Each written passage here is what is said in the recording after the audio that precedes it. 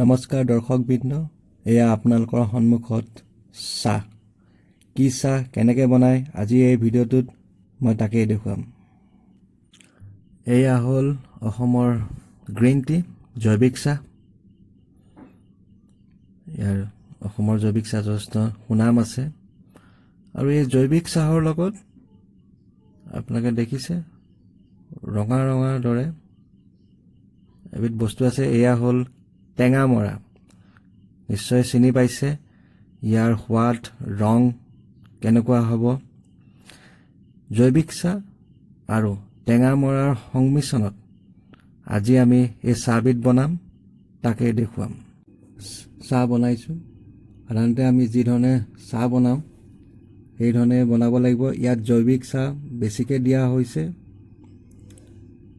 ইয়াত জৈৱিক চাহ বেছিকৈ আছে আৰু এতিয়া মই গিলাচত বাকি দেখুৱাম আপোনালোকক। চাহখিনি দেখিছে, চাহৰ ৰং। জৈৱিক চাহ সাধাৰণতে তিতা হয়। ইয়াত কোনো চেনি গাখীৰ দিয়া নহয় আৰু মই ওপৰৰ পৰাও দেখুৱাই দিছোঁ চাহৰ ৰংটো। এয়া হ'ল অসমৰ জৈৱিক চাহ। দৰ্শকবৃন্দ, যদি আপোনালোকে টেঙামৰা বেছিকৈ দিয়ে তেন্তে ইয়াৰ ৰং আৰু সোৱাদটো সলনি হৈ যাব। দেখিছে চাহখিনি ৰঙা ৰঙা যেন লাগিছে, কাৰণ ইয়াত টেঙামৰা বেছিকৈ আছে আৰু ইয়াৰ সোৱাদটো টেঙা টেঙা হ'ব। আৰু মই গ্লাছত দেখুৱাইছোঁ ৰঙা ৰঙা চাহ। আমি খোৱা সাধাৰণ চাহতকৈ সম্পূৰ্ণ বেলেগ। ইয়াৰ সোৱাদটো সম্পূৰ্ণ বেলেগ হ'ব। প্লেটত মই বাকি দেখুৱাম। দেখিছে ৰংটো কেনেকুৱা হৈছে। একেই চাহ, কিন্তু ইয়াৰ ৰংটো সলনি হৈ গৈছে। টেঙামৰা বেছি হোৱাৰ কাৰণে চাহৰ ৰং সোৱাদ সলনি হৈ যাব আৰু গ্ৰীণ টি বেছি হ'লেও তাৰ ৰং সোৱাদ সলনি হৈ যাব।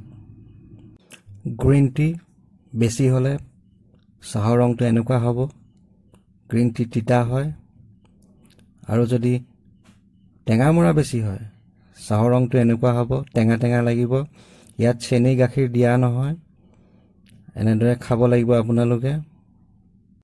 জৈৱিক চাহ আৰু টেঙামৰাৰ সংমিশ্ৰণ থকা এই চাহবিধৰ পৰা আপোনালোকে বেলেগ বেলেগ ৰঙৰ আৰু বেলেগ বেলেগ সোৱাদৰ চাহ বনাব পাৰিব আৰু অনলাইনৰ জৰিয়তে এই চাহবিধ কিনিব পাৰিব। আশা কৰিছোঁ মোৰ এই ভিডিঅ'টো চাই আপোনালোকে ভাল পাব আৰু চাহবিধ খাই চাব।